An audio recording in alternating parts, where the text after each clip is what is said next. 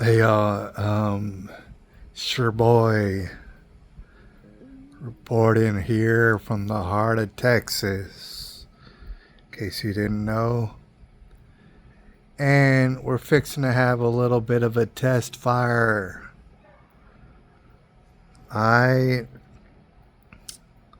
little bit of a test fire, and I want to share that with you upon Instagram, upon TikTok, so that people know.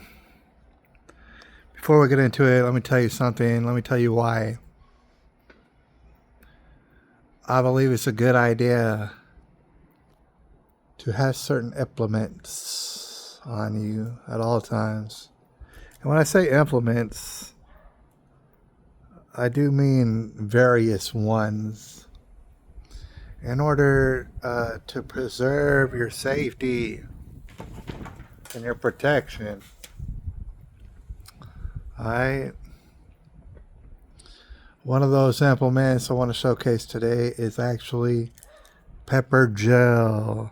Yeah. You might be saying to yourself, why is it hot pink? All right, the reason is because I went to two different Walmarts in the local area, and guess what? All they had was hot pink for whatever reason. You might say, oh, well, why didn't you just, go online? I don't have the patience. And guess what? I'm secure with my masculinity. If I had to hit you up with this fire sauce, I really don't give a damn if you're judging me by the color of my fire sauce. Right? And as I mentioned, this is pepper gel. The other day I had bought a pepper spray, and they're different, as you can imagine. One's a spray, one's more of a squirt action. It's in gel form. And both of them have their benefits, and both of them have their drawbacks. But as you can imagine, with the squirt of the pepper gel, it's going to be a lot less blowback. All right, you're wanting to blind somebody with the sauce. Okay, for whatever reason, if they asked for it, sometimes people ask for it. But you don't necessarily, it just really depends on where you're at, what you're doing exactly. Here's the thing. We tested out the pepper spray the other day. I didn't get it properly documented, to be honest. I tried to, and I messed up a little bit. But one thing I noticed was, even though it wasn't very breezy out at the time, really wasn't, I sprayed the sauce to see. Here's the thing. You got to test it. That's what we're doing today. You got to test it to make sure if it's defective or not. You don't want to be out in the field wanting to blind somebody with the sauce and it doesn't work. You're going to find yourself in a lot of trouble if that's the case. You want to make sure it's not defective. And so I did try out the pepper spray the other day, and sure enough, even though it wasn't that breezy, caught myself a little bit off guard, started coughing, started wheezing. You can imagine, and I did hit my target. You can imagine how egregious it is to your potential victim when you spray them right in the face with the sauce. Right? It's so egregious that even the slightest bit of blowback can blow back at you, have you coughing and wheezing. All right. And it's for this reason, I don't know if I've invented this phrase, but when you pepper spray, walk away. And I want you to remember that. If you're buying pepper spray, I recommend that you do. And you're using it when you spray the pepper spray, you walk away. That rhymes. Okay. The pepper gel will have a little bit less of the blowback, and that's actually why I prefer the pepper gel. I can imagine there's benefits and drawbacks. I can imagine that the deal with the pepper gel is you had to be a little bit more accurate with the pepper gel. I'm not saying that you had to be dead on accurate. Lord knows if you hit someone in the face with the pepper gel, the chances are they're going to have a bad reaction anyways. But with the pepper spray, you got a little bit more leniency on your aim. However, pepper spray and walk away. Please don't forget that. So we're actually about to go ahead and try the pepper gel out right now because I have not tested this one out yet. I want to make sure it's not defective. And we do have a target set up. I have a little nifty target set up. And, I'll introduce you to it here in a second. But before I do want to tell you about an interesting news topic you might not have heard of. I believe I heard about it this past weekend. We're talking about self-defense here. This past weekend, allegedly, might I say, hasn't been proven in a court of law. Might I suggest it's very probable that this is exactly what happened. I tend to believe that this is exactly what happened. But it's not proven in a court of law, so it's alleged. Allegedly, a man by the name of Mark Sanchez. Some people who love sports ball might even know exactly who that is. Mark Sanchez, he, I guess, is a former quarterback of various NFL teams to include the New York Jets.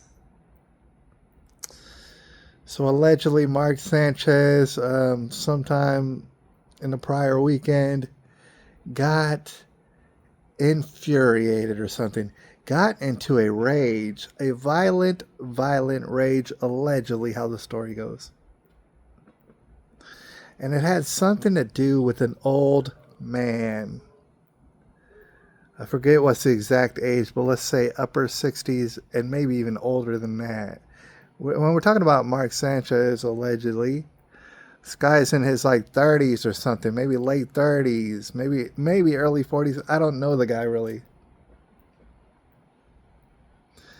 And this incident involved a man who's definitely into his late 60s, if not even older than that.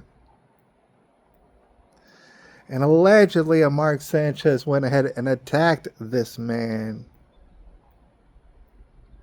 All right, and subsequently, he's actually been charged. Now, we're not going to talk too much about the charges, but, suffice it to say that I heard that his charges were going to be something of a misdemeanor infraction. That didn't really make sense when I heard about it, because allegedly I had heard that this infraction did not seem like a misdemeanor at all. Now, it was something to do with a dispute allegedly over a parking situation. Allegedly, this old man had parked in an alley, and Mark Sanchez took terrible offense to it. And I'm not sure why.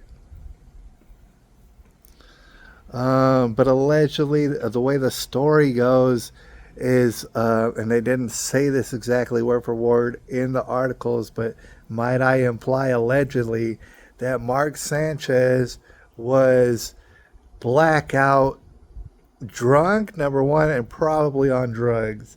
And he was so far gone that he had officially blacked out, probably.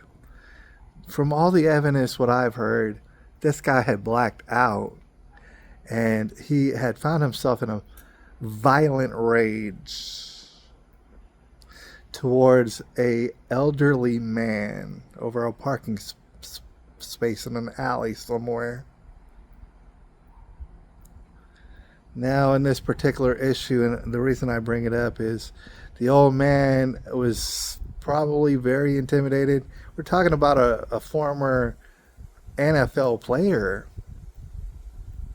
He's likely big, or at least bigger than the average man, and perhaps virulent. I don't know. I would imagine he is. And he was blackout drunk and on drugs, probably in a violent rage. Could not be, he could not be tempered down or anything. So this man begins to attack the old man allegedly in an alleyway, and this was probably caught on surveillance, and there was witnesses and all this. And he won't stop. He can't stop, won't stop. Mark Sanchez was out to hurt this man. This is why I don't think it was a misdemeanor, but I'll leave that up to your interpretation. He had tunnel vision on this elderly man. He wanted to do something real bad to the elderly man, allegedly. And he was in such a focused blackout rage from drugs, probably, that he just couldn't hardly be stopped. The old man, according to the stories, hit a Mark Sanchez with the pepper spray or the pepper gel. I'm not real clear on that. I would recommend the pepper gel, especially in close vicinity. But I'm not clear on what exactly he hit him with, the sauce. Now, it could be that Mark Sanchez was so animalistic at that time. So filled with drug demons, I don't know, that even the sauce wouldn't stop him, according to the stories. And I'll have you know, the sauce stops most people, gives them an attitude readjustment. The sauce. Most people, but not everybody, and I want you to keep that in mind. So he hits Mark Sanchez with the sauce. I would imagine fearing for his life, and I couldn't blame him. Doesn't stop Mark Sanchez. Either like these were some drugs that give you superhuman capacity, and it could be. Or Mark Sanchez had been hit so many times with the sauce that he had become immune to the sauce. Which I have heard of that before. Could have been both. This is all allegedly. I don't know that. Okay, so Mark Sanchez, he gets hit with the sauce. Doesn't even stop him. I want you to think about that. It gets to the point, and nobody's close enough to help this old man. He's fearing for his life. Old man has to actually pull out a knife. This is all documented if you hadn't heard about this. He had to, fearing for his life, actually pull out a knife, stab Mark Sanchez, according to reports, 2 to 3 times in the chest, in the torso region. Yep.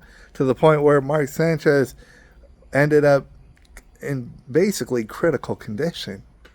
And it's a tragic story. I mean, I wish Mark Sanchez, allegedly the perpetrator, obviously in this situation, I wish him the best and a good recovery and stuff. I wish him to never do these drugs, whatever drugs he was on. Please don't do them. I don't know why you were doing them. You wonder about celebrities sometimes.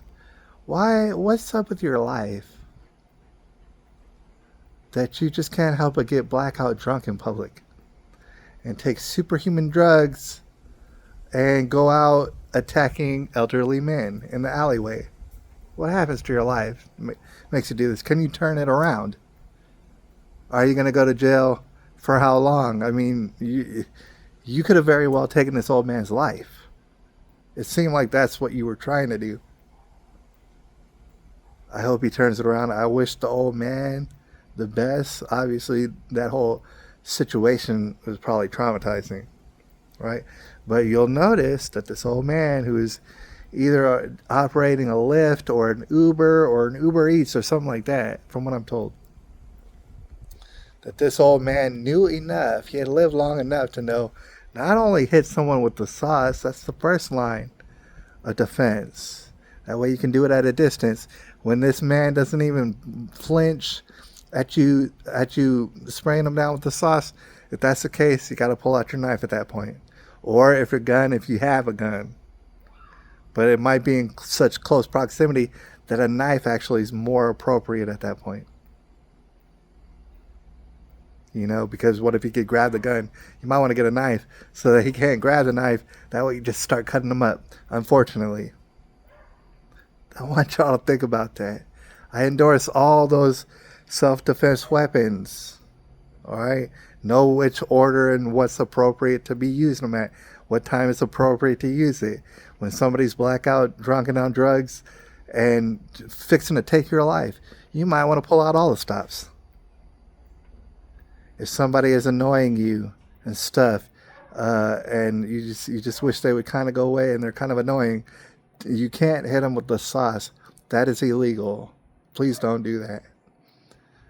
Please mind all the laws in your local area, and I don't endorse offensive violence. So with that all being said, we are actually going to now test out my pepper gel to see, because, you know, people want to know what's the aim like, how much distance can you get, how far away does this person have to be before you start dousing them with the sauce, and could they be too far away, and then you spray the sauce and then they run up on you, and stuff like that. People want to know those factors, so we're going to find out, and I'm going to prove whether or not my pepper gel hot pink is defective or not. That way when I go out in the field and I need to wet you down all up in your eyeballs, make you blind, whenever I feel that it's necessary, oh, it's going to happen, all right?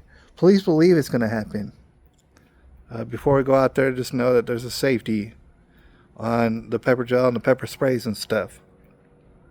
That's for safety, obviously.